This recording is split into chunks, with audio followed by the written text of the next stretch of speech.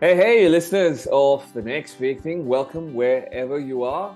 It is that time where we are recording another podcast, a very exciting podcast with an highly accomplished musician that is joining us today. He has produced many Broadway shows. He is an artist that comes from many genres and performed with some legends. Gloria Gaynor, Patti LaBelle, Oz Noy, and the list goes on and on and on. I've had the pleasure of listening to his latest product, the Power Station Sessions, and it is one heck of an album. I really, really love it. So please, without further ado, welcome Pat Petrillo. Pat, welcome to the show, mate. How are you? Thank you so much for having me on here for that great introduction. And I'm so glad that you're so enthusiastic about the Power Station Sessions. Oh, it's great. Thank you. Yeah. No, it's really good. So I mean, there are, some records that, they're a bit of slow poison. You got to listen to them again and again. You had me at the first bar, mate. So, so It's I was like, great. wow, this is so cool. Like, and I was That was the goal. yes, even before you came onto the show, I was listening to it, and getting into the vibe, and I'm thoroughly enjoying it. Thank you. Thank you so Great much. work. So well done, well done. Okay, so welcome to the next big thing. And as you know, on this podcast, we kick things off by asking the guest to share a couple of things about them.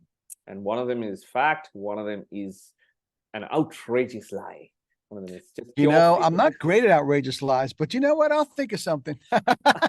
Hey, that's nice. We got a musician with integrity, so that's good. Yeah. That's good. But hey, creative. Put on your creative hat and come up with something that confounds me. Okay. And just a nice way to sort of get to know you as well. So please, yeah, go for it. If you're ready, if you got two things for me, all yours. Okay. So one fact and one fiction, we're saying, Yeah, right? don't tell me which one's which, though. Yeah, Of course. That's up to you to figure out. yes. Let's see. Okay. One, I almost got arrested in Moscow on a gig. The next one is I was born without a certain limb or a piece of a limb. Okay. Wow. Those the two. So you almost got arrested during a gig in Moscow, and you were born without a certain part of a limb. Okay, because we're fellow musicians, and I myself got arrested. Almost got arrested. Sorry, this needs to be said very carefully. Almost got arrested. No, I've never been arrested. But I was on my way to a gig, but that's a story for another time. Okay, so I'm thinking that given your global travels, I think you almost got arrested in Moscow. That's a fact. I'm going with that. So you're saying that one is the factual comment, huh? That was You would be great. Okay. Great work. Tell me about that. You got to tell us about and that. Thankfully, I do have all my appendages. Okay. So, all right. Okay. yeah. Well, I was on tour with Gloria Gaynor, and we played 4 shows in Moscow, and I'll make it a very, very short story, but yeah. It was from my oldest daughter was young at the time. She was in like maybe grade school. Yeah. And she had told her teacher that my daddy's going to Russia. He's going to Moscow to perform. And one of her little friends says, my daddy lives in Moscow most of the time. And he has a club there. Oh. And so I said, oh, that's great. I said, it's cool to get his information and I'll get him tickets for the show and show up and we'll hang out. So I got him tickets. We played one of the shows and he picks me up after the show and he says, come on over to my club and let's go for a drink. It's okay, no problem. It's like 11 or midnight or whatever it is. It was freezing cold. It was in February. Get in his car. We drive across the little bridge from Red Square over to his club. It's pretty cool. We had a little chit chat and had a little drink. Nothing heavy, Yeah. Stayed about 45 minutes or so. I said, I'm getting really tired. I really got to get back, no problem. Get in the car, vroom, off he goes, and we start driving and got pulled over. And they gave him the 10th degree. Oh my God. Oh my goodness. And I was sitting in the car and they listen, it's Russia, it's Moscow, it's they put him through the grill and they basically it was basically an extortion. They thought he was drunk, which he wasn't. We had one drink, but it Right. was a shakedown.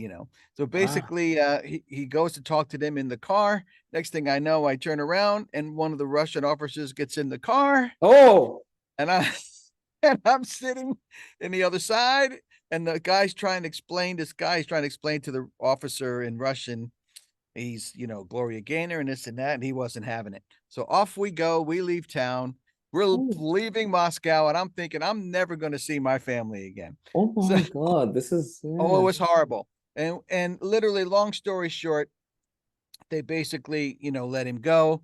They didn't have breathalyzers. They had to have a doctor come in and give him a blood work and all of this stuff. I didn't get back till 4 a.m, but it was a harrowing experience that I thought was going to be an international incident. Oh, yeah, So it you sounds like have it had the a makings of really it. weird fact that happened. Wow. And I have to ask you this. Have you been back to Moscow to perform since? No, nope. Not And happening. there's certain gigs that I've got offered to go to China for clinics. I won't go. Yeah, yeah, yeah, Just yeah. not going to go. If they Yeah. ask me to go back to Russia, no, just no thanks. Have no desire to do Not that. happening. Not happening. Once is enough. It's beautiful. It was Yeah, cold and it's in that Russia. The buildings are nice in Moscow. yeah. eh, You know, outside of the city and whatever. But I won't go back again. So When that when was that. was this? How long ago was this? Oh, I have to say it was 2000 maybe. No, what Yeah, am I talking about? Yeah, maybe around 2000, yeah. 2001, something like that. Right. That is so interesting. Oh, it's pretty crazy. Yes, yes, sounds like Crazy. it. Gosh, I can imagine being in that car and going, wow, I'm Not not. only that, but the drums that were there were very good. They were horrible. They were probably, you know, they weren't like from the 50s or 60s, but they were just all beat up. And Yeah, so I used a lot of duct tape and yeah, you know, we did the best we could. But it was fun 4 days. yeah, I get to excellent. go there and tell this cool story. So that's that. Fantastic. And have you performed in Australia? I haven't been to Australia. I mean, No. I know of a couple of really good drum shops there because I do a lot of drum clinics and Mm, hoping to get down there and mm, hopefully we'll do that in the coming years or so. I would love to get down and do something yeah, in yeah. Australia. That'd be great. And if you come, I'll come watch you. Oh, And absolutely. yes, if I can do anything to facilitate you coming here, let me know as well. So that's Awesome. great. No, that's a great story. Yeah. So I got yeah, I had a similar incident, but not as harrowing. Yours sounds very like I almost felt sorry to ask you to revisit that. So, It was crazy. mine was a bit on the funnier side. So I broke down on the side of a freeway. I was traveling from Auckland in New Zealand to Hamilton where I was performing, and that was the headline act. And I was traveling with a few other musicians, and I was driving the car, and my car broke down, Oh and no. it caught fire as well. So the engine caught Oh fire. my Yeah, goodness. yeah, it was pretty traumatic. And then another car, like literally, saviors, strangers, they pulled up about 100 meters ahead of us, and they Uh-huh. said, "Oh, we'll help you." So the car had sound equipment, so it had speakers, it had mic stands, it had speaker stands, and all of that. And I was Right. transporting them, and I remember thinking at that time that, gee, this looks like I'm carrying a rifle. Oh no. And Oh no. about 10 minutes after that, four police cars come swooping on us. Step away Oh from the no. car, sir. And I was like, what? I'm just a Oh. singer. Is it a crime to break down? And then, yeah, they said, look, we got reports that you're carrying a rifle.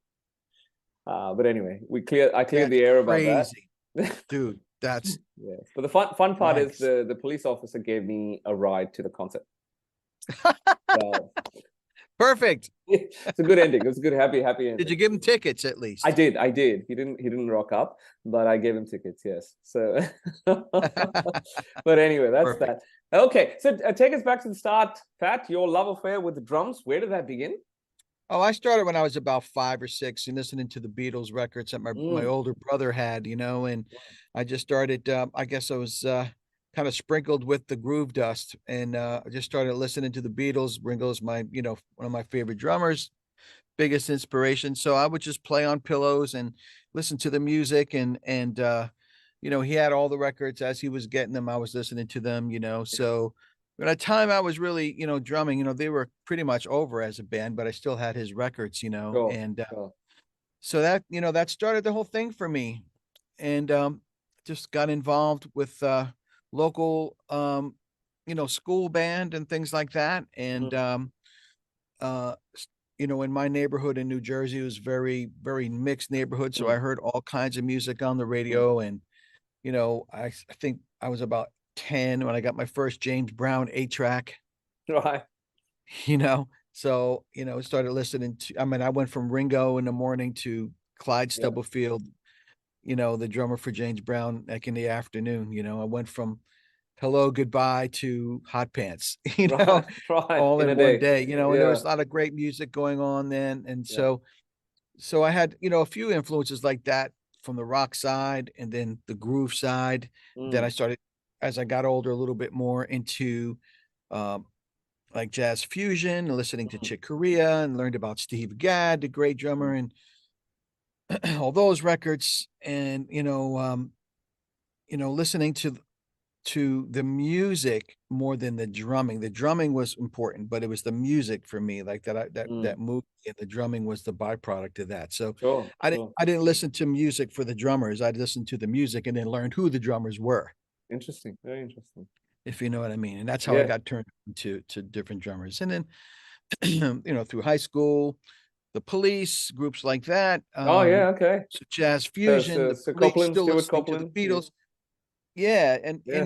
funk, Parliament Funkadelic, and then Mm, Weather Report, mm, jazz fusion, Spyro Gyra, things like that. I mm. got to college, I went to school in Kentucky at Morehead State University and got a degree in music education because I Yeah, knew I'd always probably be teaching and playing. So yeah. um, jazz ensembles, jazz bands, things like that. When I came back home to Jersey, I started studying in New York City at Drummers Collective in New York, and with some great teachers and great guys who were in the studios doing what I wanted to do. Mm, mm, And that was one of my first breaks. I played. One of my teachers was one of the drummers for a chorus line. mhm. That legendary show when he got me into a chorus line to be one of the sub drummers. Fantastic. And I think that sort of took, my first major like career gig type of thing. And I started doing a lot of shows after that.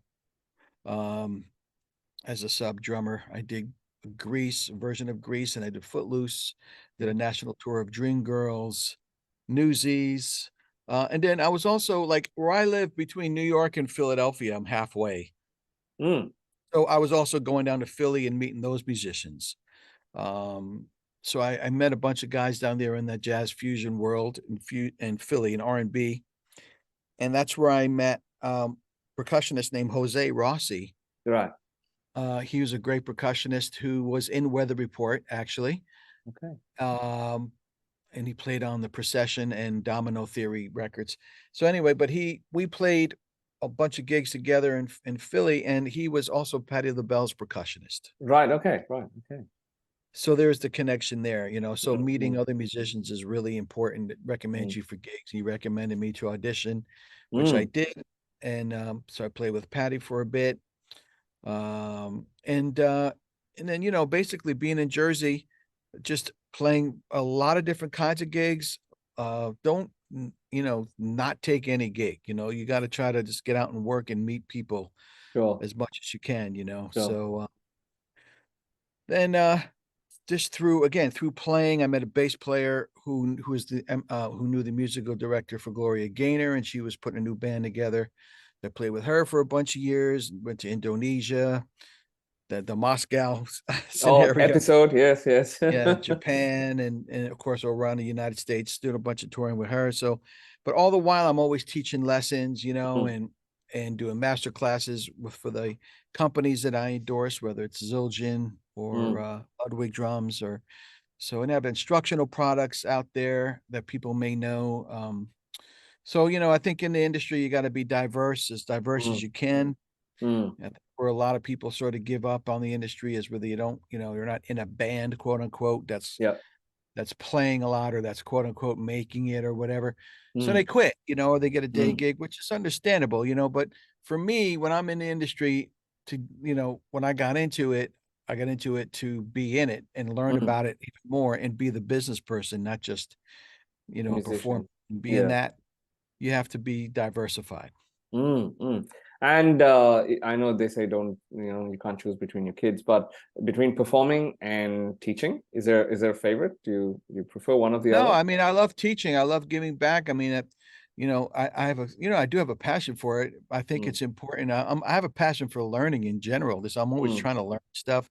mm. Although I'm a sort of a lazy learner. I mean, I kind of try to learn, but I learned stuff that not only that I like, but I have to learn, learn stuff that I don't know about and dislike. Yeah, That's sort of the hardest thing to do yeah, with all of us, is to learn things that we either don't like or don't have a necessarily an affinity for. Like, for yeah. example, technology, things like this. Mm.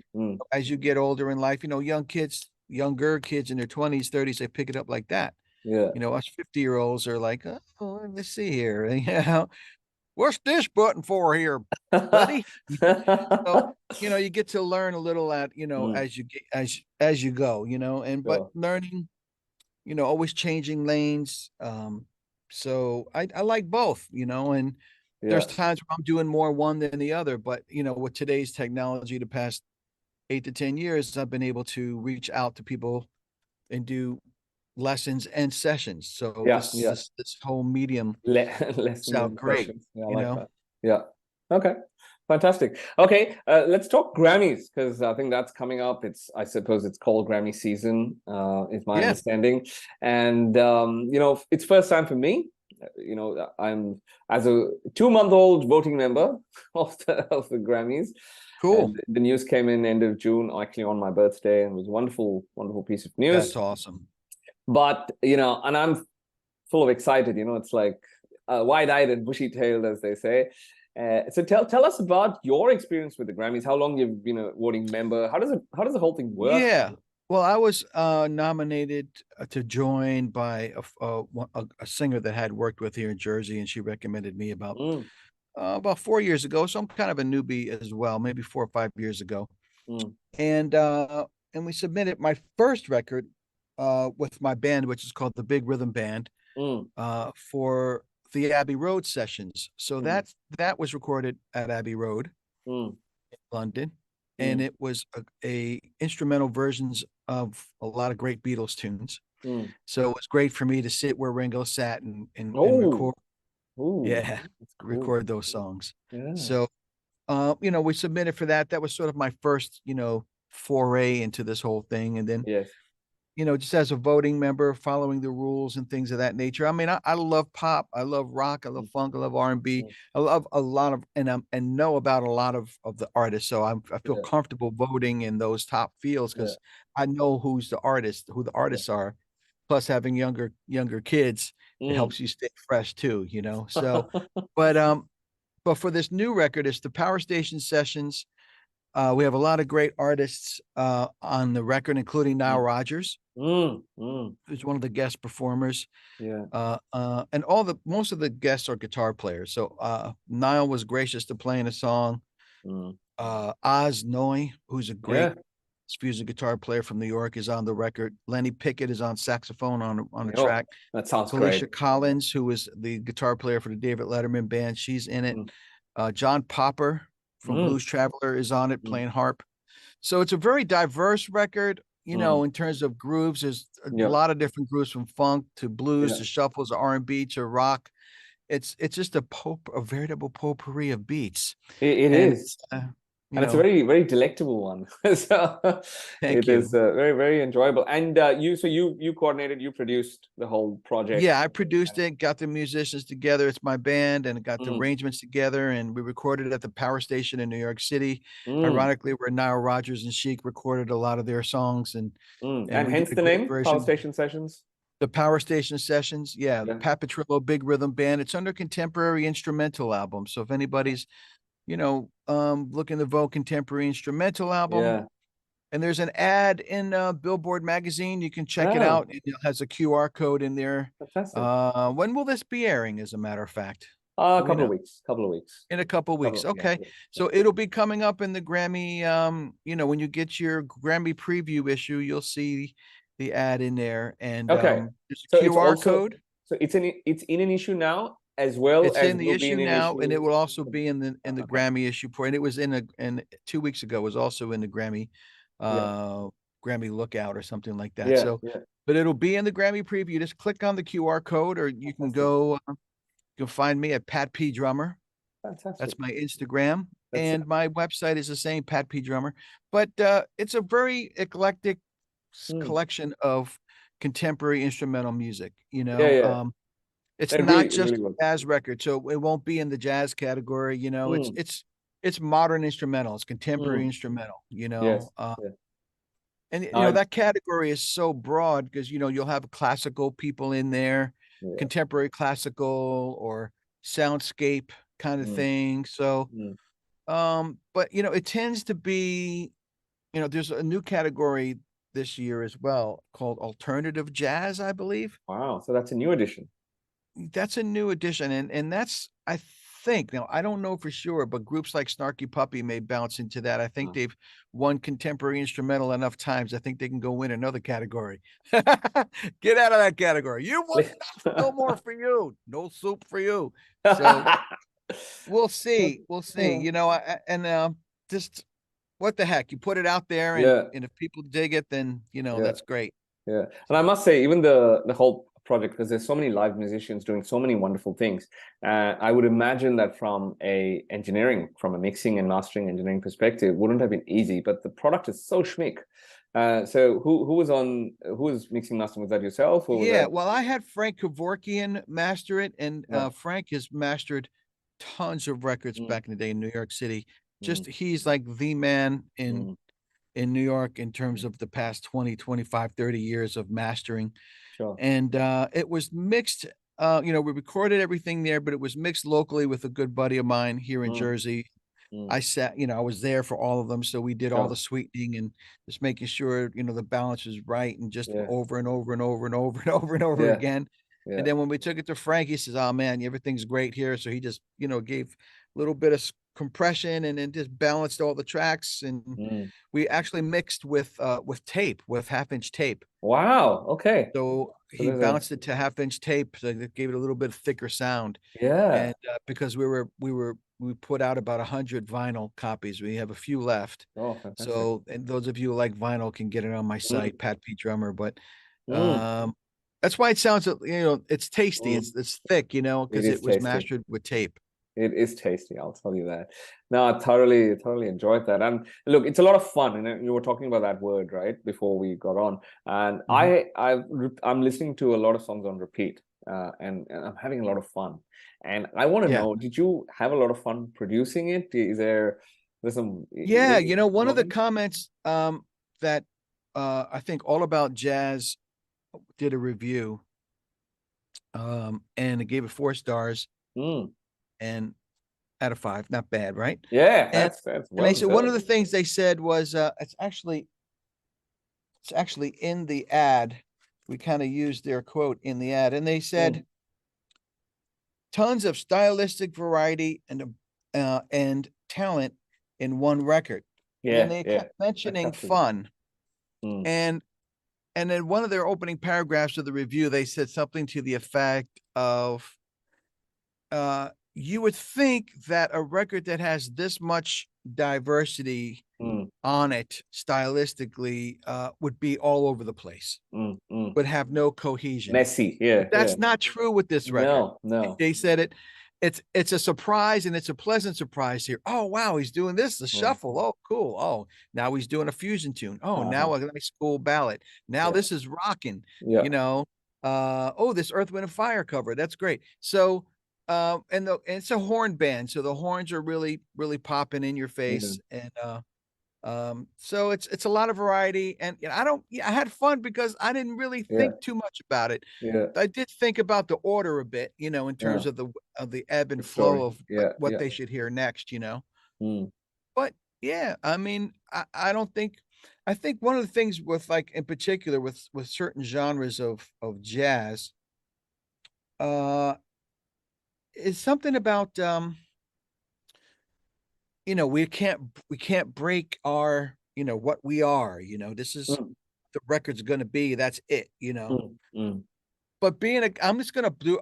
For me, I'm gonna do stuff that I like and I like a lot of different genres and subgenres. So if you get Pat Petrillo record, you're gonna get a variety of stuff. You're not just gonna get. You'll get some straight ahead, but you'll get some pocket funk. You'll get some blues. You'll get some Afro-Cuban. You might get Brazilian. You're gonna get it all. Because I'm influenced by. I'm a big fan of that. I'm a big fan of that, and I think at the end of the day, the litmus test is does it sound pleasant to the ears, or is it a good listening experience? So I'm a big fan of taking things from here and there, influences from all the stuff that I listen to. So this really works for me. Really works for me. I'm really glad that you sent it to me the other day, and ever since, it's really made my day. I must say. Great. Mission accomplished. Yes. So anyway, you got a fan in Australia. Yeah. Well, hey, that's great. And that's better one than none. Yes. Very true. Well, I appreciate you like it so much, and for doing this. This is cool. No, this was a lot of fun. And hopefully we'll meet in person, right? The idea is that, maybe LA, maybe Jersey. I have a lot of friends from school in Jersey. Great. And, maybe in Australia. We've got a few musicians here, I think, who are involved with the Grammys, and they either won or they've been nominated. So it's a bit happening, but not enough. Got it. And that's why this serves a big purpose, this podcast. That's great. 100%.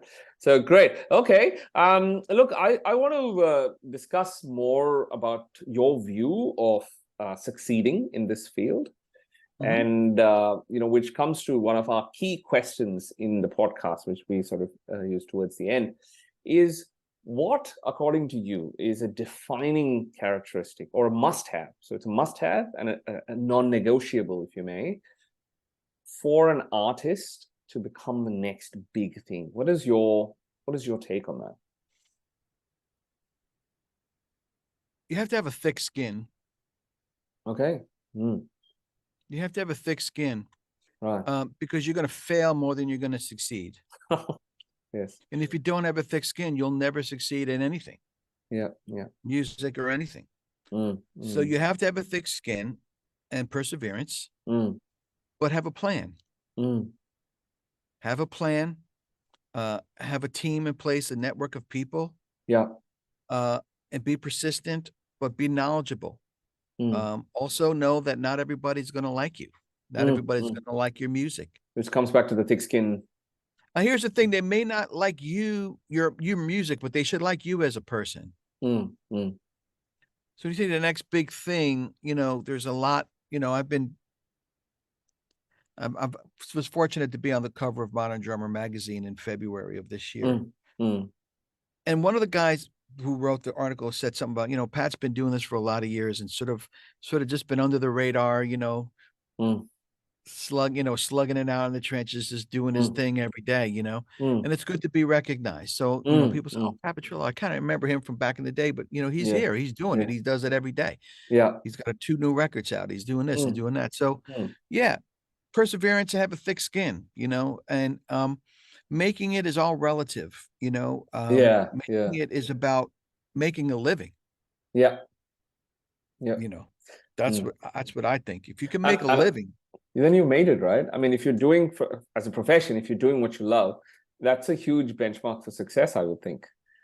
And I look at it as, there's a few fallacies that I have learned over the years. If you do something you love, you'll never work a day in your life. Yeah. Bullshit. Very interesting. Bullshit. Very interesting. You'll work 10 times harder. Yes. Because it's your thing. Yes. It's your thing. Yeah, I love what I do. Yeah. But I work at it. Yes. Don't get it twisted. I mean, I work at it. I work on the phone. I work teaching lessons. I work recording. I work when I'm supposed to be sleeping. I'm thinking about what is the next thing for me to do. Yeah. What is the next project I'm going to do? Those I'm working. When somebody does a normal 9 to 5, they turn that shit off at 5 o'clock and they're home. Yeah. Having dinner with the wifey, going out. Oh, got to go to work 8 o'clock the next day. I'm not like that. It takes me a while to turn my brain off because. So I'm with you on that. So in my 9 to 5 days, I couldn't wait to see that. Well, is it 3:45? Is it 4 o'clock? 1 more hour to go? I was counting down and things like that. Yeah. But there would be a definite switch off period for sure. And even now, when I do it, I work 10, 12, 14-hour days sometimes. And it's because I love it. It's because I love it that I work so hard. It's because I care. And so I think that's a great point. I mean, we work hard, but because we want to, not because we. Yeah, there's, as the Beastie Boys once said, no sleep till Brooklyn. Yeah. Yeah. No rest for the wicked. I mean, you gotta just keep on the grind. And some people I text at 12 midnight, 12:31 in the morning, and I get a text next morning. They say, what the heck are you still doing? What are you doing up? Yeah. But then you think about it is, LA is 3 hours behind me. Yeah. But London is 5 hours ahead of me. Yeah. Yeah. So what if I get up at 7 o'clock, 6:30, whatever it is, 7 o'clock, London's already in their day. So London's half day's done. You got people you got to call, you got to reach them then. Yeah. So, you got to reach both coasts. So that's a thing, I just, I feel as if there's no such thing as an instant success, overnight success. They see the years before that. But still, if you can develop a thick skin, if you can be perseverant, then at least you're setting yourself up to achieve all that you want to achieve. Is that fair? Yeah. And you won't, you can dodge the bullets. You could dodge the bullets and they'll bounce off you a bit and you can just keep moving forward, or they're going to hit you and you're going to fall down and you're going to quit. You're going to just, but I can't, I could probably, obviously other things I could do, but I'm best at doing this. Yeah. So I don't tell people to follow their dreams. I don't tell my girls to follow their dreams. Yeah. I say, do what you're best at. Yeah. And that's probably, follow your dream to a certain extent, have a plan, but do what you're good at. There's a lot of people that would love to do what you and I are doing, or other people are doing in music. And I've seen, sadly, that the point upon which they should just probably look in the mirror and say, probably not that great at this. While I love it, and it's a quote passion of mine, I'm not great. Yeah. Yeah. I'm not really, really good at it. Yeah. And you have to be good at what you do. Absolutely. Absolutely. I've come across, and I don't like to discourage people, but at some point you got to be realistic about, I would love to be a professional basketball player. I have a passion. I love basketball. I have a passion for basketball. Yeah. But, the skill set. Maybe a weird analogy, but. Yeah. No, it's the classic, if you're a fish, you swim, and the world will be willing to pay you a lot of money for that. But if you're trying to climb a tree, you're going to suck at it. So I think that's very interesting. I did come across a model, I believe it's called Ikigai, and it talks about 4 things. It talks about do what you love, plus do what you're great at. So they've got to be the same thing. And third is it should make commercial sense. So you got to make money out of it. And fourth is it should serve a greater good. So it should benefit more people than just you. So you pick careers that tick all 4 boxes. I thought it was interesting. Whether you agree, disagree, but I thought it was very true. Yeah, no. And like my other things in terms of teaching and giving back is a double-edged sword. Yeah, I do it because I love to do it and help whoever may be to be better drummers and bring music in their life. And I also do it to make a career and make music and make money. So it's important. And I've created educational products for people to help them and benefit them, but I also do it to make money. Yes, of course. I've designed a symbol for Zildjian because I feel as if it would be beneficial to a lot of musicians, but I also make money from it. So yeah, it has to be, if you're in it to make a career, that's what I was talking about earlier, is diversifying your portfolio enough, designing products, recording, doing sessions, teaching, all of those things. Multiple streams, Yeah, it comes together. Fantastic. No, that's great. No, thank you very much for that. I think this is probably all that we have time for today in terms of podcast. I'd love to carry on this conversation, and maybe if you stick around, we'll have a quick offline chat. But thank you for joining the next big thing as our esteemed guest. I appreciate you, asking me to be on, and good luck in your journey and everything with your music and you're outreaching to people, which is great, and it's perfect. So anybody want to check out, Pat P Drummer on Instagram as well as on my website. Yes, and so not to check him out, but the Power Station Sessions is power packed. It is a lot of fun. So do check it out as well. All right, thank you again, and hope to see you soon. Absolutely, brother. Thank you.